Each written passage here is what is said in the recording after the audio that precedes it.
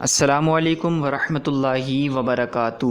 امید ہے آپ سب خیریت سے ہوں گے۔ میں ہوں حافظ محمد دانیال اور آپ دیکھ رہے ہیں Aiman Quran academy online YouTube channel. دوستو آئیے آج ہم سیکھیں گے چوتھا کلمہ درست ادائیگی اور صحیح مخارج کے ساتھ۔ آئیے شروع کرتے ہیں۔ بسم اللہ الرحمن الرحیم۔ چوتھا کلمہ توحید۔ توحید معنی اکیلا۔ لا الہ الا اللہ وحدہ لا شریک لہ لہ الملک ولہ الحمد یحیی ویمیت وہو حی لا یموت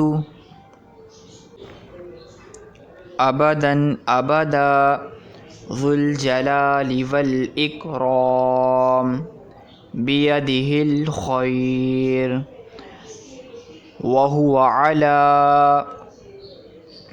کل شیء قدیر۔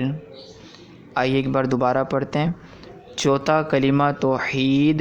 توحید معنی اکیلا۔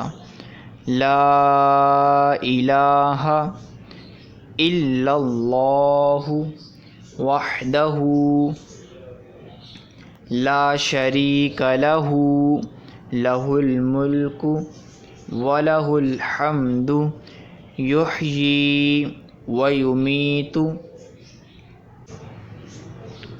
وہو حی لا یموت ابداً ابدا ذو الجلال والاکرام بیدہ الخیر وہو علی کل شیء قدیر۔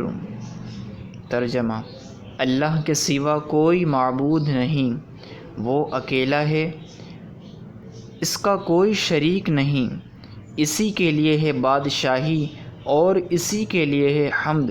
وہی زندہ کرتا اور مارتا ہے، اور وہ زندہ ہے، اس کو ہرگز کبھی موت نہیں آئے گی۔ بڑے جلال اور بزرگی والا ہے، اس کے ہاتھ میں بھلائی ہے اور وہ ہر چیز پر قادر ہے۔